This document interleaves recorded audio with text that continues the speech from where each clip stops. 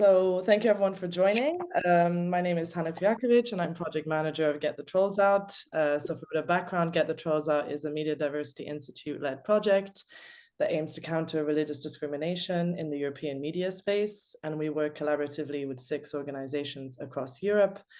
And today I'm very honored to be part of this AI and disinformation panel, and I will pass over to Dieter to continue and introduce our panelists.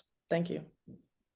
Well, thank you, Hannah, and thank you, Media Diversity Institute, for this opportunity, because we are covering quite a few interesting topics. The impact of AI is actually it's an impact on everything. And but we will focus on journalism, because to building trust and the influence on our democracies, of course, is a very severe one for the good or the bad. I hope we will find out today. To give you a little bit of detail of myself, why I'm sitting here, I'm the co-founder of the Diplomatic World Institute, and I'm working there with innovation. Innovation, I think it will be one of the key factors and how to deal with it, of course, for the future, because innovations on the technical side are inevitable. You can't avoid them, and they will be there anyway, and they will become more and more relevant and faster and faster and faster when we see what's happening with quantum computing. The innovation cycles will increase, and we are not quite ready yet. Therefore, we introduced actually, we are just launching an academic course, online course on deep tech, law, and diplomacy. I think that this will be very important, because I'm not going to tell too much. If you really want to know more about what I'm doing and what we are thinking about the innovation sector, please refer to my book, The Campus. Everything is explained. They are easily to access on Amazon. And now I stop talking from my end, at least to talk the majority, because we have some great guests here. I'm very happy to introduce Christina Stump and Karina Schuster. Christina, you are representing the European Commission, and I don't want to talk too much, as I said, so please give a brief introduction to your background and what you're doing at the Commission. Indeed, good morning, everybody. It's a pleasure to be with you here today. Indeed, currently I am working at the European Commission in charge of essentially fighting disinformation and contributing to a safer online space. So we are, for example, working with the code of practice on disinformation with online platforms to reduce the spread of disinformation. But we are also having a lot of projects to enhance media literacy, very important for societal resilience, as well as support to research that can help the fight against disinformation. When it comes to my background, I am both a lawyer and a communication specialist. So during my career, I have worked in various positions, mainly related to media regulation, from audiovisual media side, now currently more to the social media side. Well, I like the name of your unit, Head of Media Diversity and Social Media. So I think it's giving exactly the focus you have. But I'm also thrilled to introduce Karina now. She is a tech journalist. She is coming from Switzerland, so one of the cradles of Western democracies. And in her role as a tech journalist, she is also an influencer, because she has her own podcast, SkyTech Swiss, is that right? Oh, it's called SkyTech Swiss, yeah. Yeah, and but also she's also very active as she's doing marketing for women in Web3 in Switzerland. She is co-founder of the House of AI in Zurich, and you're also a Web3 architect. So a lot of things combined in you, and so I'm very thrilled to have you here. And I'm sure I missed something when I introduced you. Yeah, sure. Well, thank you so much for the kind introduction, and thank you so much for giving me the opportunity to be on this very interesting panel with very interesting people here. Allowing myself not just to talk here as a journalist, but especially to share my opinion on misinformation, which is one of my favorite topics. And also, quick introduction about myself. I'm a tech journalist. I'm also working on the editorial side. I used to cover a lot of interviews on the London Financial, and I'm also starting from this year contributing at Forbes on a business development side. And I developed one of my dearest projects, which is called SciTech Swiss. I used to be a producer for their show. I'm still contributing and helping them from time to time. But definitely I contributing on this show as a tech journalist with the main purpose of educating people, because I think that we are coming across a lot of content online, which we are going to discuss more in detail later. And definitely to educate people about the misuse of technology, but also about the right use of technology, and translated this major complexity that technology has. And as I was saying before, one of the main questions used to be on the show, can we determine if technology can be used as our friend or our enemy? But we are getting into more details later on. And regarding the titles, again, thank you so much for the introduction. And yeah, I'm really glad to be here. Well, I hope so, because otherwise it wouldn't make sense if you'd be here. Okay, this was a bit stupid, but let's get into the conversation. And well, it's not an experience. I think it's just a it's just a fact that technologies, when they are there, they can be used either way, for the good or for the bad. It's always a definition, what is good and what is bad. That's another difficulty I think we are faced with. So there are always peer groups that will try to instrumentalize new technologies either way. So what is your impression? AI generated content definitely poses a threat to our democracies, to minority groups that can come under pressure. And when you look at the conflicts between Jews and Muslims right now, this is really getting self-propelling. Also, when you see what's happening in the web and on the regards of disinformation. So how can we deal with that? Well, I think, yeah, I'm sure that Christina, that your unit has some, or trying to come up with some replies on that. Indeed, but maybe if you allow me, before we dive into the solution, I also thought that, and I'm sure that Karina will also have a couple of examples for that, for our listeners. What type of dangers we are facing, what type of new media landscape we are in. Because I think that's common knowledge, how easy it has become to create images, sound recordings, pictures that are very realistic with this information. Even you can create a podcast very easily without us around every topic in a matter of seconds. But also, just to give you an example how easy it has become to generate a fully AI generated website, a local news website. According to the research of a NewsGuard journalist, Jax Brewster, it has become actually as easy to order AI generated news website than to order dinner with Uber Eats. So for around $100, and in a couple of hours, you can hire a web designer who can essentially create you a website according to your taste, according to the topics you want to abord, which can basically very easily create a lot of news articles, thousands of news articles around this topic. So I think it is important to see in what type of media landscape we are in and what potentials this has also for spreading this information.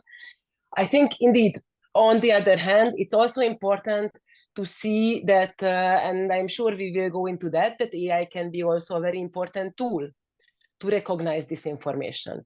Because needless to say that in such a media landscape, we need fact-checking. We need tools that are able to distinguish between false and true. And indeed, my unit is very much looking into this, for example, to provide support to fact-checkers to do their work, also to provide, to develop such technology, such research that can distinguish false images, false videos, manipulated videos. So I think it's important to invest in this type of AI tools. Also, of course, it is very important to invest in media literacy, because what we see, also based on recent research, that on the good side, people are quite aware of the dangers of disinformation for AI, or the potential for AI for disinformation. According to the recent Ipsos survey on AI, actually 75% of the respondents were aware how easy it is to generate with AI very realistic images. So I think the awareness is there. However, if we look deeper about the ability of the respondents to distinguish false from true, it is not so easy. So actually, according to another survey, according to SCD, when, for example, respondents used news sites as their source of information, their ability to recognize between false and true when it comes to news was only about 50%. So I think there is a lot to do in this regard. To flesh it out very quickly, and I'm sure we can go into that more in detail, the European Commission is taking a lot of measures to reduce the spread of disinformation. We have an entirely new legal framework with the Digital Services Act that also is an instrument to reduce the spread of disinformation, to mitigate these risks. My unit is working on the code of practice on disinformation, where various tech companies, fact checkers, and other players have joined forces to take commitments to reduce the spread of disinformation. And all these is, of course, also complemented by the AI Act that has been also prepared by my colleagues, and a very strong and worldwide new instrument, as well as other measures providing support to research, media literacy, and so on. When you talk about all this, it poses one question for me immediately, because it's not so easy to define fake news. Because once something is created and out, it is picked up by people who believe it. And when they are passing it on, it's out, and it's very hard to catch, for the simple reason you also have the freedom of believing fake things. So this is one of the very big issues that I'm confronted with, because okay, how can we define that, and what is the action that can be taken on that behalf? I'm sure, Karina, that you also are faced with this issue very strongly in your work. Yes, exactly. Well, thank you so much for the question. I think that we should, first of all, never stop asking questions. That's why we always, for me as a tech journalist, that's definitely a must too. And also about the fast checking. And also something that we deeply discussed on at Davos this year was definitely the spread of misinformation. That was also one of the main threats, also according to a report from the World Economic Forum.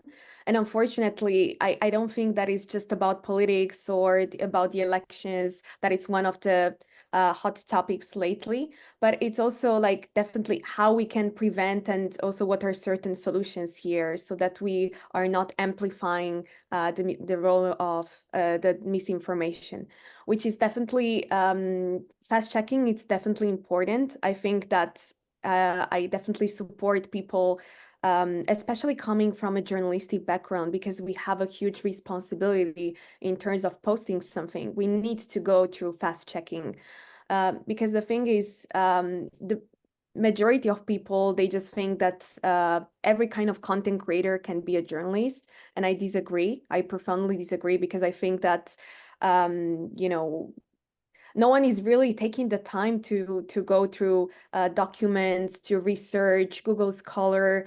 A lot of people are using ChatGPT nowadays, and as much as I encourage the use of technology, because I think we have to play with it, we have to also looking at a lot of interviews with Sam Altman. I really appreciate the fact that he shares also a positive outlook on technology, but also how can we, one of the questions that people maybe have is, how can we really define technology, and how can we avoid that this can develop as a dystopian threat to people if it's misused? And it's also, as I said, one of the questions that I've been asking during interviews when talking to a lot of technologists, the fact that we need to definitely ask these kind of questions. And I think that the best solutions is definitely regulation. So I'm pretty sure that Christina will definitely provide us more information about the EU Act and the AI Act, and why is it so important, especially when we are demanding more transparency and more security. Because also one of the other threats that we are definitely facing at the moment is cybersecurity issues. So definitely when we are, definitely when we are scrolling online on TikTok or other social media platforms, it's definitely one of the things that lately I think it's really helpful is when we have one of these labels that it's an AI generated content. I think this definitely saves a lot of time, because many times we are definitely facing a lot of hateful content online, but it's also a lot of misinformation, because there are a lot of users and some of them are not being identified. They're generating this kind of content. They're using AI, and it's that easy to spread lies and also to create this content. It's definitely getting easier, because we also have this kind of generative AI and deepfake, just using maybe just a couple of seconds of your voice. And it's definitely, I would say that definitely as much as the technology is progressing, is also getting more challenging to determine what kind of information is accurate and what kind of information is not accurate. And that's why I really admire all these journalists that are doing meticulous research to really determine what kind of information is accurate and what not. And one of the best examples that I have here, it's definitely Mariana Spring. As some of us know, she has also been facing a lot of hate because of all the research and all these conspiracy theories that we're developing. But definitely, I really do appreciate her meticulous work in combating misinformation and disinformation. And there are a lot of tools that we can use when it comes to misinformation. Definitely also anti-plagiarism rules. I mean, anti-plagiarism tools that we need to use. And also, I spoke to a lot of teachers and professors working in academia. I think that education is definitely one of the most important parts, because we are starting our training not just as journalists, not just as students. And I'm pretty sure that it pretty much looked very different when we were students back then than how technology is developing nowadays. And when I spoke to them about the use of AI in schools, they just said that definitely they are allowing the right use of technology, but they are also starting to train people on how to use it, also when they are writing their essays. Because the thing is, we might have new platforms developing. I think that as time is progressing, we are definitely encountering new platforms. They are generating content, but not just content. New platforms, they're also helping in writing essays, and we both know how easy it is to do that nowadays. But also when it comes to news, misinformation, and the spread of false narratives, I think that it is also very important to double check multiple sources as a journalist. I think that our role is definitely being able not just to communicate certain news, but our role is definitely also being able to identify what kind of news are accurate and what kind of news are not. And one of the biggest examples that I have here is also a great friend of mine introduced me to this platform that is called Veridity News. And it's also operating on machine learning and is using AI to actually present some of the narratives. So definitely, if you're belonging to a certain political party, you can definitely have both of the narratives. And I think this is definitely great news for users. This platform was actually co-founded by Elon Musk and also by the co-founder of Ethereum. And I think it's definitely a great idea also creating these new platforms. They're actually showing us how we can use technology for good in order to combat misinformation. Yes, particularly you said that now you covered now a wide span, and there are a few things that are worth following up. But when I now want to get Christina back into the conversation, what you were talking about, the AI label, it's definitely a very helpful tool. I'm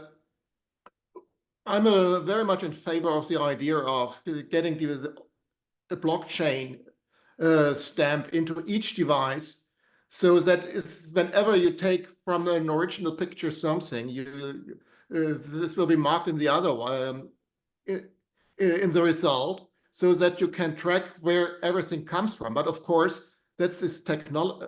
I don't know if ever such a technology will be able to be implemented, because it will be such a huge issue to introduce, and so it will be very complicated to get to something. So is there, Christina, is there an easier way? I'm sure you're thinking in this direction, but also you will also always are confronted with the threat of overregulation. And right now we have to be very careful, because bureaucracy is also killing a lot of opportunity. So how are you dealing with this, this span?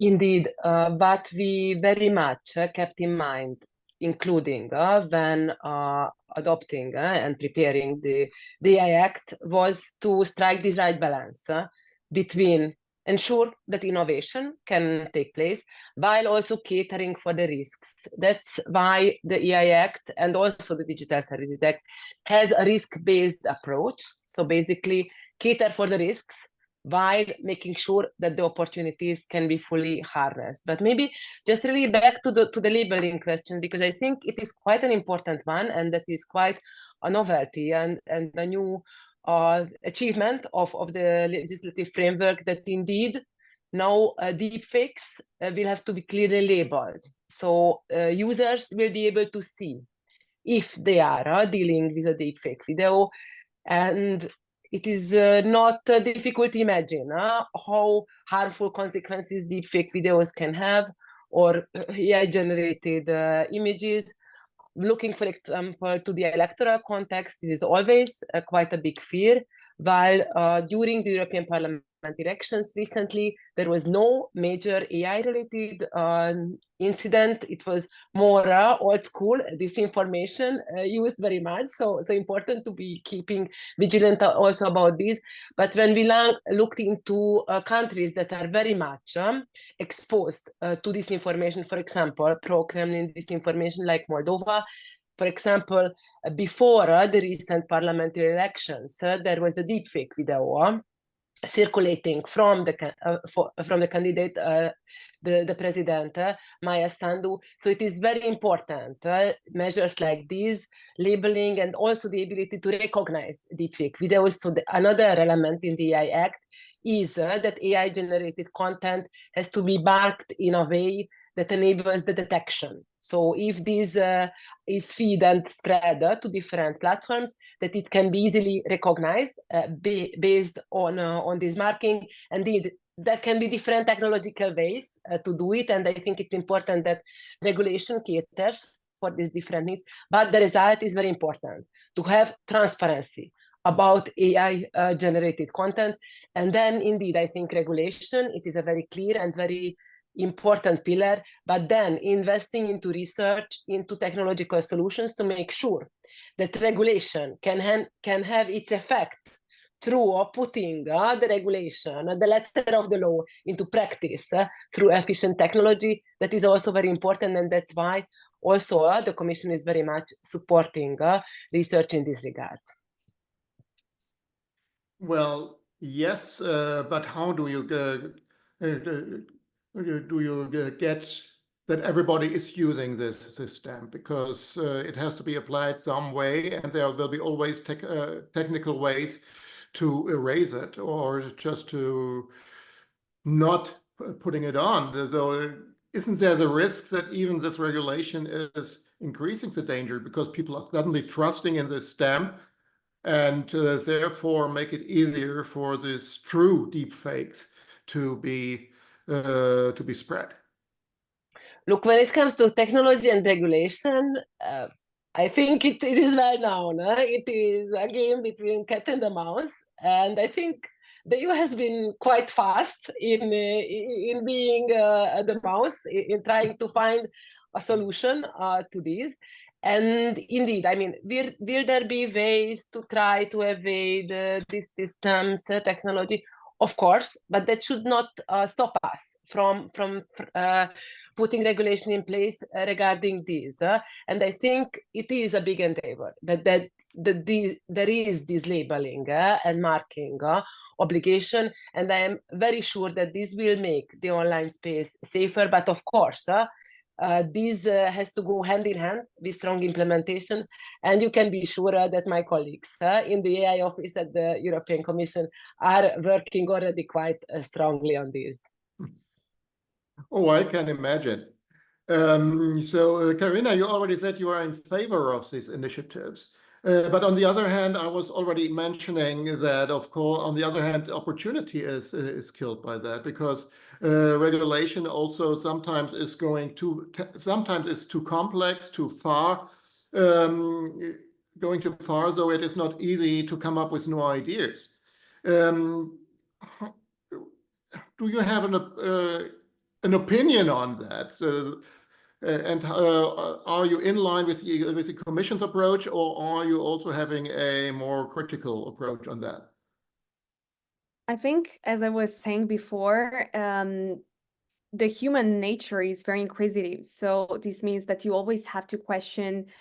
You should never stop asking questions, whether that are questions that are more complex or more simple questions. But also, as a journalist, you should be able to translate this complexity of technology, because I think that if you're asking a technologist about how this technology is developed, I think that this is not something that the public or everyone may be able to understand, this kind of how these large language models are working, how this machine learning operates.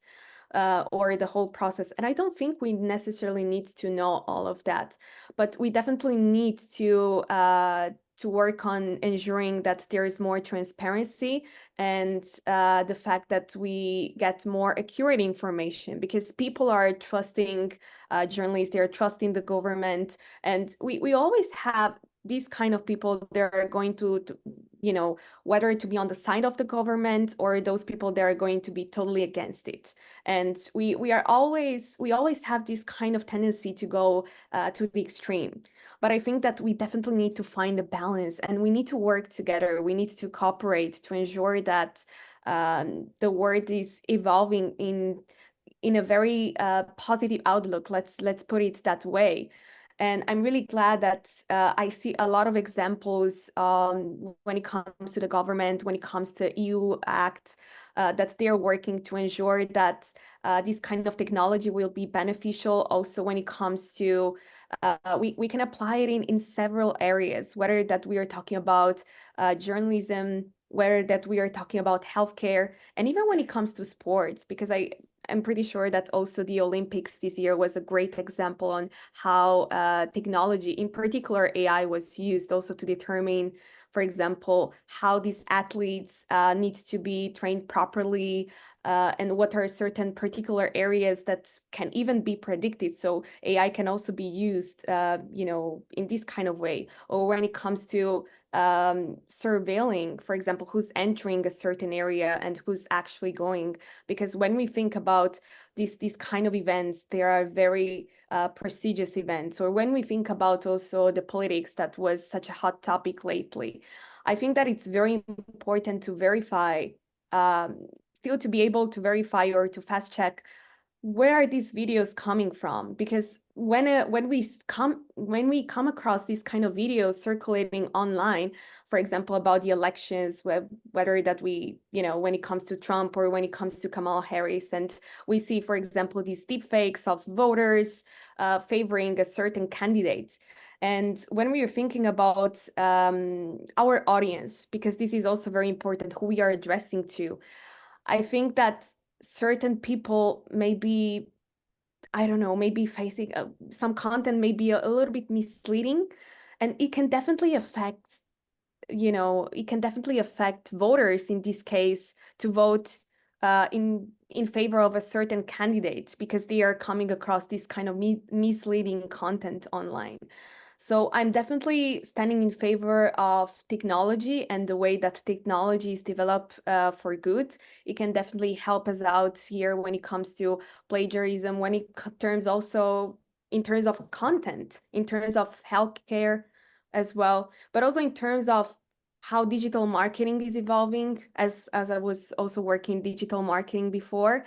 And I think it definitely it can definitely also give you the freedom to experiment a little bit with certain platforms. But I think that's definitely, we definitely have no choice. I think that technology will be here to stay. And also regarding what you mentioned before about Web3 platforms, I think that's also a conversation that we had in Frankfurt before, and it was such a lovely conversation about how technology is evolving and how also traditional journalism will be evolving. When we will be using also these decentralized platforms where people will be able to also, let's say, we will have like news presented in a different format. We all remember, for example, when we were buying these papers. I think that they are very old school, but it will be great. It was also great to see in the 90s, for example, in 95, when CNN came up with their website. And I think it's going to be the same way with Web3 and more decentralized platforms where people will be able to mint NFTs presented as news, and also a way of democratizing news, because I think that we definitely should have the freedom to express ourselves. And definitely, I think it's always great to also to listen what the public has to say. And also in terms of regulations, we should definitely do the same. We should just ensure that the news are not fake, but definitely also train people how to use technology. Let's put it that way. And it should definitely start from education and academia. Well, I think what you now are saying is already a little bit the answer to the question I was going to pose now, because you were talking about that people are trusting journalists, they are trusting the government. But the fact is that exactly this is diminishing right now. People less and less trusting journalists and the government. So what is the impact on our democracies and what can be done? You already said education, so I think we need to elaborate this a little bit further. So I think that regarding the trust in the government or trusting journalists, I think that a lot of people have these kind of tendencies to have these kind of theories that journalists are necessarily tabloids, and that's why they're always being perceived in a very negative light, let's say.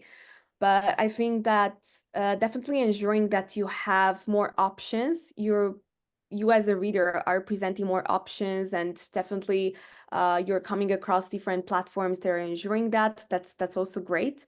And also one thing that one of my former lecturers that is also a journalist used to tell me, even when you make a mistake as a journalist, because I think that everyone makes mistakes, whether that you're in politics, whether that you're a journalist, whether that you're working in academia, it's always fair to, you know, to come at people with honesty and transparency, because you can't really ensure that people are going to trust you if you're not very transparent. And I think it's also very important to come up with facts and also with numbers. Those are definitely a great way to ensure that you will have like more credibility.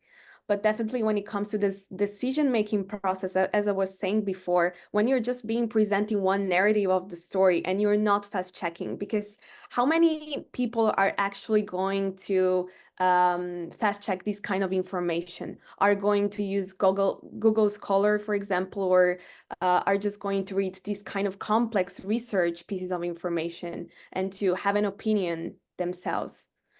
I think that not a lot of people are doing that. And of course, that's even when we are looking at these kind of elections and we are looking at these public debates, I think that we are always being presented you know, certain narratives, but at the same time, even journalists could deduct that some pieces of information were not fast-checked. So even if politicians could actually, we have free speech, of course, when it comes to democracy, I think that we always have to fast check, because definitely that's our role as journalists, but also I think that we are coming across all type of information.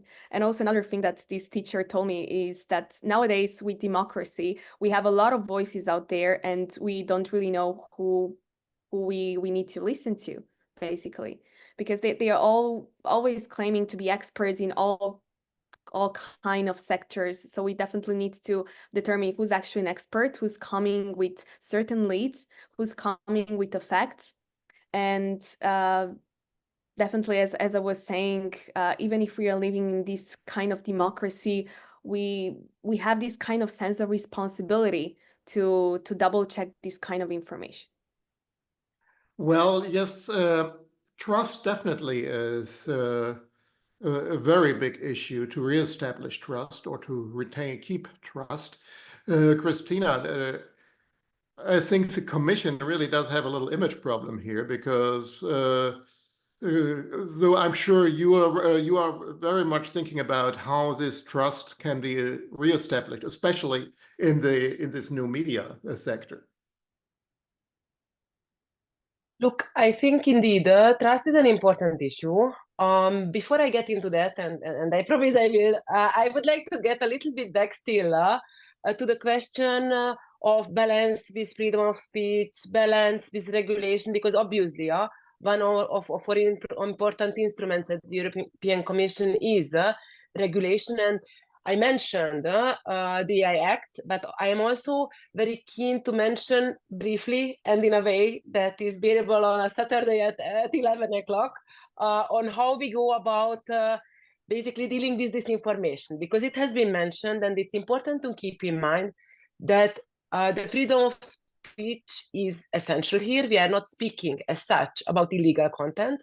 However, we are speaking about content that can be harmful, content that can be very harmful regarding election integrity, content that can be harmful when it comes to health. We have seen it regarding COVID or vaccines, but also polarizing society, inciting hatred against a certain population. But of course, then we have hate speech as a illegal category. But I think the fight against disinformation is very important in this regard. And that's why, just to illustrate how regulation can be not over prescriptive, but impose a clear obligation to mitigate this type of risk. So the Digital Services Act imposes the obligation on very large online platforms, including, for example, Google, Meta, Facebook, Instagram, or all these big platforms, to take steps and efficient steps to reduce the spread of disinformation. However, it doesn't say in detail how this should be done. And this is very conscious, because indeed, technology is developing fast, and these solutions cannot be prescribed in a law in a detail, also to be future proof. And that's why we have then the code of practice on disinformation that my unit has helped to foster, where we have a lot of measures, basically, that altogether can be useful to spread to stop the spread of disinformation while being fully in line with freedom of speech. And these are very different instruments. For example, to take measures to avoid the use of fake accounts, the use of bots, the use of malicious deepfakes in a way that it can spread disinformation. Then to also integrate fact-checking in services. Then also user empowerment tools, and that will also bring me to trust in a moment. Also to have access to data, transparency. So that has been also mentioned very much. So these industry developed solutions, but also developed together with fact checkers, with civil society, can be useful to reduce the spread disinformation. And some of these elements are also geared towards building trust. We mentioned the importance of media literacy campaigns, so that is also a measure that the code signatories have committed to make sure that users are more aware, but also user empowerment tools, for example, tools, and they are out there, they exist, that can give users more context about the source of the information that they are seeing. Is this a trustworthy news website? Is this an existing journalist? Or is this somebody completely fabricated? That can be easily done with the help of technology. And I think these type of tools are really there to improve trust, to make sure that users have a lot of information to understand what type of information environment they are facing. And indeed, I think when we work as the European Commission, we will make sure, and we have instruments on the one hand to regulate, but on the other hand to strengthen the ecosystem with the help of fact checkers, with the help of also tools that can give users more trust and more reliability, including when it comes to news sources. Well, it's always like that, when we're in these rounds, time is really crucial and running out very quickly. So we slowly will have to come to an end. So my last question, and I think this is absolute ideal for the last question, because that's about ethics in general and who can be held accountable for ethics in journalism. Karina, do you have an idea? So what I also wanted to add about journalism and about ethics, I think that definitely everyone should be held accountable, starting from the governments, starting from also people working for these huge tech companies, because they are developing this kind of technology. But also when it comes to journalists, I think that we carry on a huge legacy, and we also we have a huge responsibility on our shoulders when it comes to ensuring that this kind of information we are coming across to is ethical, is correct, is accurate, you name it. Also, what I wanted to share is definitely when it comes to this kind of investigative journalism, that is one of the most important parts of journalism. I think that every kind of journalist should definitely keep asking questions. When we think about Larry King, when we think about Christiane Amanpour, when we think about Hala Gourani, why these people became very important when it comes to ensuring the integrity of journalism is because they never stop asking questions. And nowadays, what I've seen multiple use cases here, and also AI being used in different newsrooms, but also developing this kind of chat box, where a chat box that you could train, for example, because every kind of information we are coming across to that can be also biased. We are just demanding, like, we always need to ask ourselves, okay, why we are coming across this kind of information. And sometimes when it comes to training these large language models, it's definitely in terms of this huge database, and also the type of information that they are being using to train these kind of large models. But I think that definitely in terms of journalism, this is also a way we could ensure that we are coming across more accurate information, when we are trusting this kind of journalists doing this kind of job. And also another interview that was really fascinating to me, when I was asking a managing director from Microsoft, for example, what is really important when it comes to AI? How will the world look like in the future? That's also like one of the questions that was that I was asked. It's definitely, I think that technology, and especially when it comes to AI will be omnipresent, and everyone will be using AI, even not being fully aware that they are using AI. So it's very important to start training people on the right use of AI instead of fearing how things might go wrong, or how technology could be, I don't know, disruptive. I think that we definitely need to collaborate all together on ensuring that this is going to work the right way. And what is the potential of this kind of technology?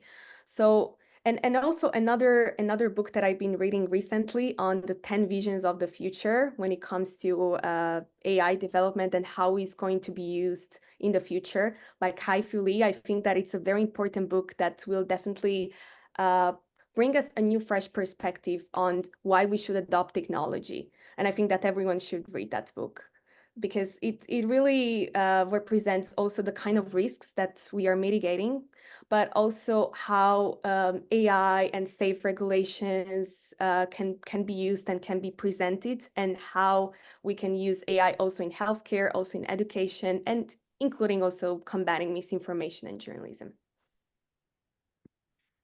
Well, unfortunately, we are running out of time, and therefore, but I'm sure there will be occasions to discuss these further, even here on this platform. I know we will have one more recording with another great expert, with Jo Gröbel, the founder of Media Psychology, and who is also very active on specifically German media platforms, to comment on everything. So this definitely will be one of the next things we are doing here on this platform. And thanks you to everybody here for your time, for your great input, and very sorry we couldn't discuss this any further and with more depth, but there sure will be ways to do that in the future. And thank you for your attendance. Thank you.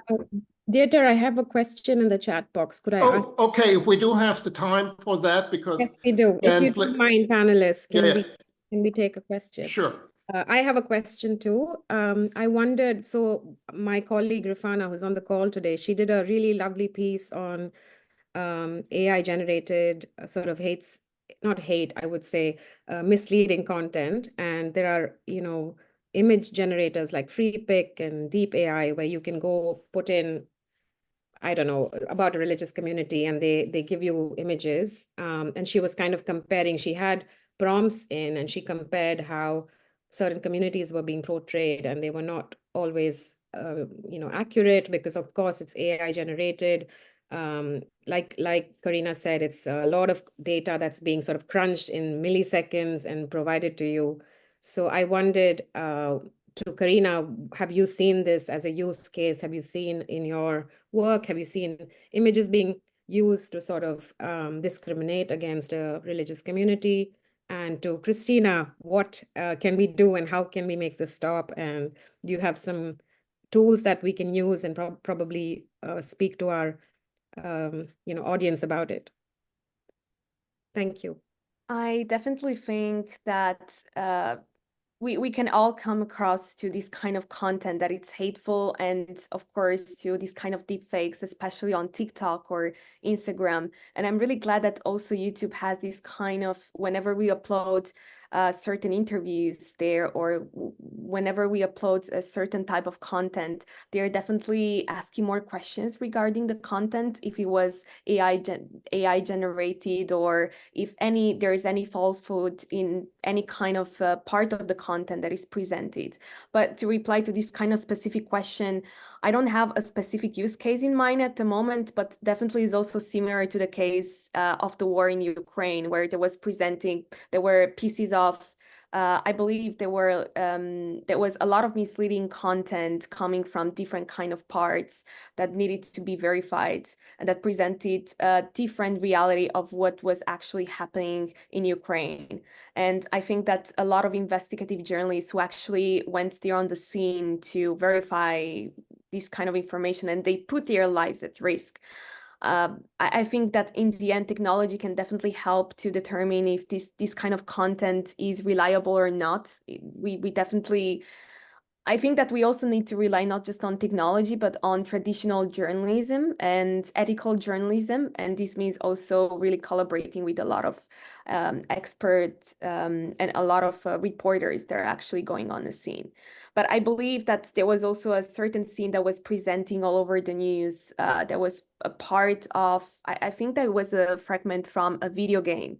And that was really misleading. And I was really surprised that a couple of media outlets, they just picked on that piece and they didn't determine if that was actually fake or it was AI generated. And I'm pretty sure that Christina has also more information when it comes to these kind of regulations, that what we could do. Thanks a lot. Let me add one more element indeed. I think that goes hand in hand with what has been said. And I already stressed very much the importance of fact-checking. And let me also take this as the last opportunity to really stress this element. From the European Commission side, we have seen very strong effects in fact-checking, in particular, since we are supporting the European Digital Media Observatory that has basically fact-checking in place in the entire EU, in all languages, debunking falsehoods when it comes to the Ukraine war, when it comes to the Israel-Hamas conflict, when it comes to election-related disinformation. So this has proven to be immensely helpful. What works also very well is if fact-checkers work hand in hand with journalists, both when it comes to debunking, also when it comes to pre-banking, so preparing for narratives that may come when it comes to different groups, elections, and so on. That is also very useful. Then also to make sure that fact-checked content, so debunked falsehoods, get to a broader audience. And journalists and cooperation in this regard can very much help to spread also this type of information, to compete basically, or to be as efficient as the spread of this information very much. And then let me add the last element also when it comes to ethical elements, because I believe also when it comes to fact checkers, high ethical standards are very important, because they are very much in the position to independently debunk, and that's why also important that they adhere to high standards of transparency and high ethical standards. And that's why also we are very glad to have in the EU, the European Fact-Checking Standards Network, that has a code of professional integrity for fact-checkers to make sure that they can make a really independent contribution in this regard. And as also mentioned, tools for fact checkers, tools to detect falsehoods are very useful. And here, to add the positive message, AI can help a lot. It can help to debunk, to detect AI-generated content, but it can also make debunking much more efficient at scale, to look into what is out in the wide world, World Wide Web, to make fact-checking, to concentrate on pieces that are particularly damaging or impactful, to make sure that what is debunked in one language is also debunked in other languages. So I think it's important not to paint just a very somber picture, but also to stress that this type of tools and fact checkers, technology, AI can help also to make the information environment then safer and healthier. Also, one thing that I wanted to add is probably one thing that we didn't cover is the ability of AI to translate these languages. And there are actually a lot of tech companies that I came across to. They are collecting a lot of users' voices that are actually speaking their native languages in order to improve this kind of cultural sensitivity, because that's also like one thing that's one of the challenges that we have, I believe, also as journalists, also as technologists, and also when it comes to the government.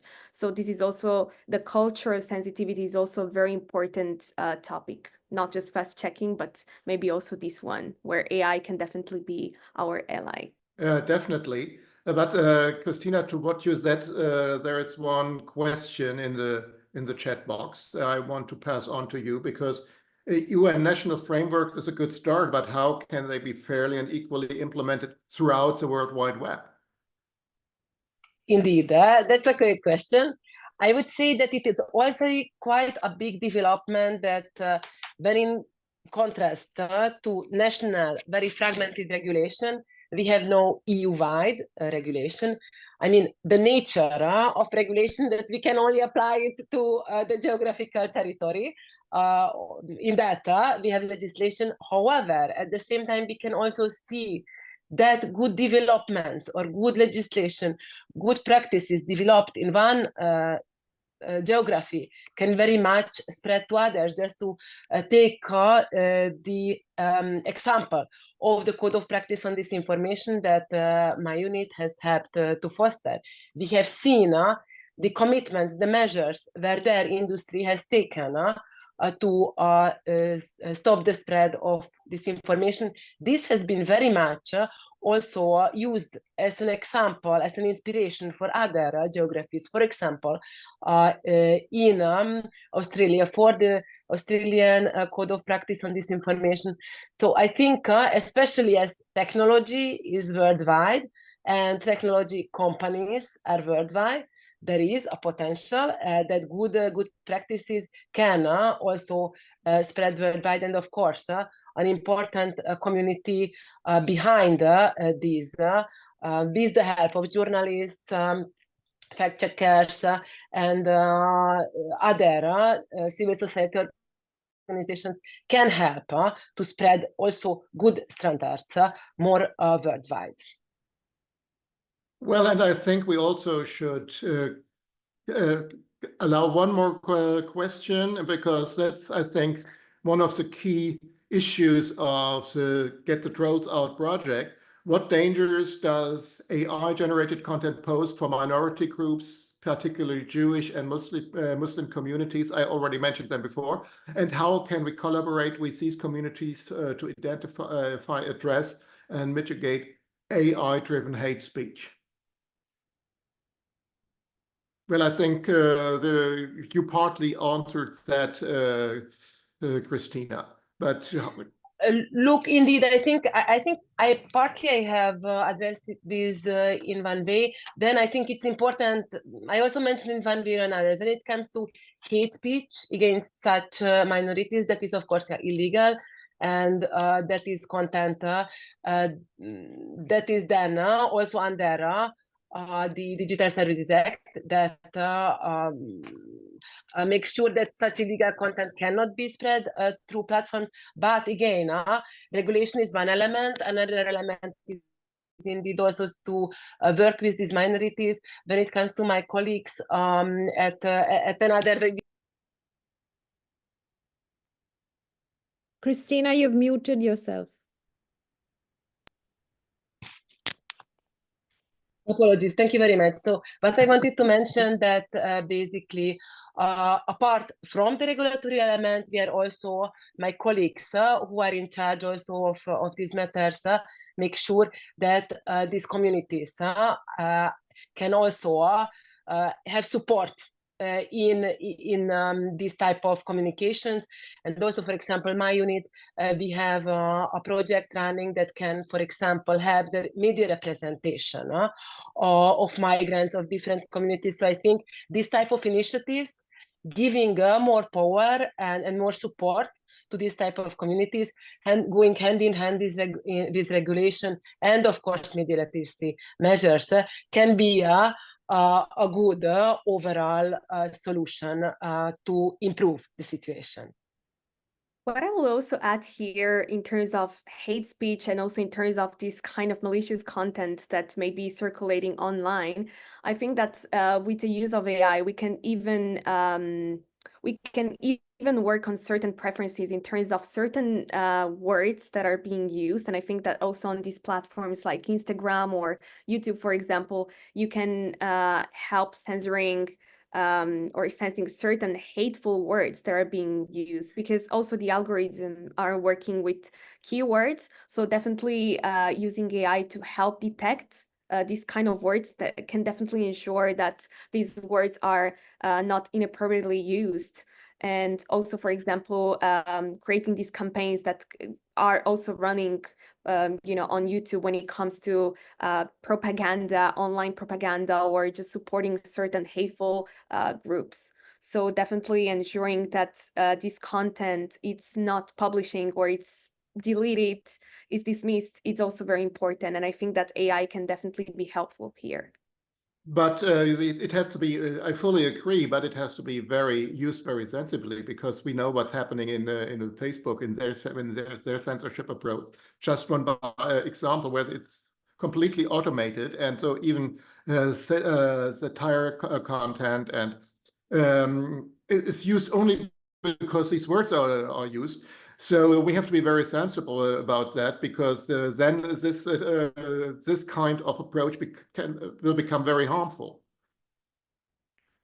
Exactly. And also the people being able to access that when we're thinking about kids, for example, or underage people. And especially, I think that interviewing these kind of interviewing certain people that are interning for these companies, such as, for example, people working at NASA or people working for SpaceX. I actually interviewed someone who has been like underage, and they had the permission to, normally they wouldn't have the permission to create such an account on LinkedIn, for example. But I think that they should also really be able to verify the identity of the person that is creating this kind of account, and also ensure that the data is protected. And we all know that these measurements are they are very important, and also to ensure that this content is not accessed by kids or by underage group, is not creating any sort of distress. Or, for example, when you're presenting certain pieces of information at a TV, or let's say you're presenting certain content that can be really harmful, or can create any kind of distress, it's always good to have like a certain disclaimer. Well, I think we came to a good end. I have an applause in the notes, so that means at least some people were satisfied with what we did, and that's what I hope. And thank you for taking your time on a Saturday. And as I said before, there sure will be more occasions to discuss this further, and I'm looking forward to it. And thank you for your valuable contributions.